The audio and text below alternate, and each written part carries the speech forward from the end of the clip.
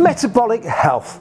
What is it? I mean, you've been probably reading a lot about it in the press recently. Metabolic health this, poor metabolic health, etc., etc. What does it all mean? At the heart of it, it is simply how your body breaks down food that you eat, how it converts it to energy, how it stores that food and drinks that you eat as energy, and then the processes at which it brings it back into the cells and converts it into something that the cells can use. So it's all about energy storage, energy conversion, energy retrieval.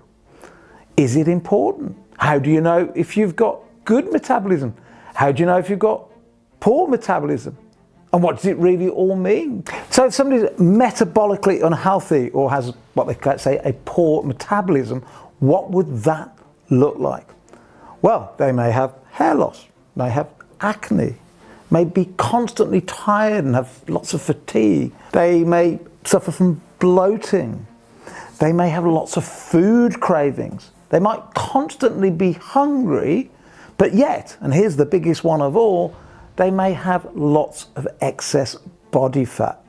A poor metabolic body, a poor metabolism is the thing that ultimately drives weight and excess weight gain. Now, if you're sitting here saying, well, I've always had bad metabolic health, the reality is you haven't. We were all born with a good metabolic body. It was good at processing energy. At one point, it was great at using stored food, turning it into what we call ATP within the cells to give us the energy we need. The problem is, over years, choices in our lifestyle and our diet ruins our metabolism. Now, you might go, well, can I change it? And the answer is absolutely yes, and that's the good news. Yeah, the things that make us have poor metabolism, by reversing it the opposite way around, we can regain often our full ability to sort of take in food, use that stored energy in an almost flawless way. How do we do that? Well, there's several things. First is this.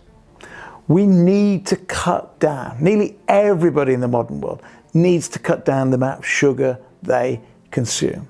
The body's only designed to handle a small amount of sugar, and then only in the autumn, historically. So we have to cut down the amount of sugar we consume. And then whenever we do consume sugar, we need to consume it always with fiber in the way Mother Nature intended. Next thing we can do is we can prioritize sleeping.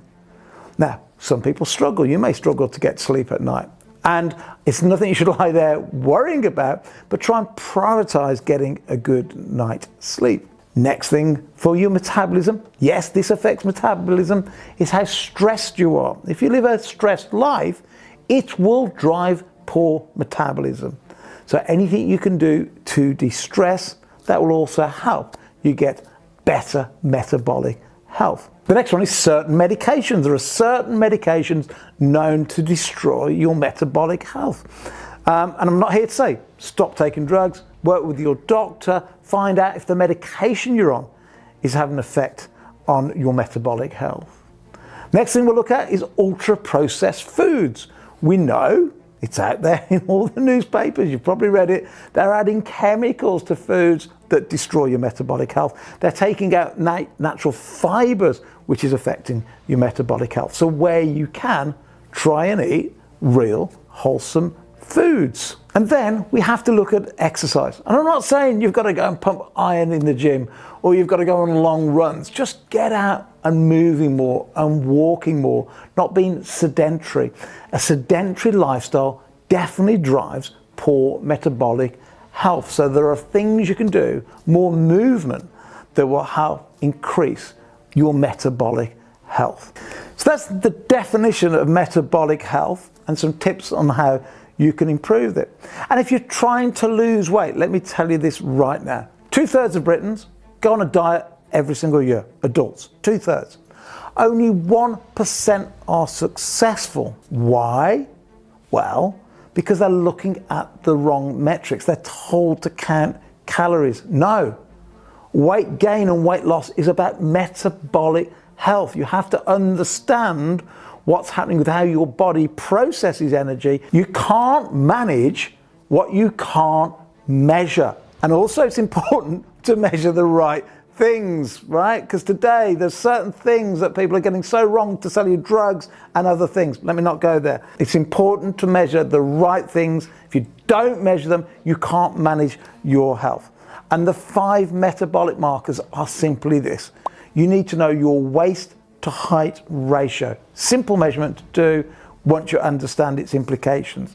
You need to know your blood pressure, right? Blood pressure is important. You need to know what we call your fasting glucose level. When you wake up in the morning, before you eat anything, how much sugar is actually in your blood? You also need to know at the same time how much fat, what we call your triglycerides, are in your blood. And you do need to know some cholesterol, but it's only really that important for your metabolism to understand what we call the HDL cholesterol.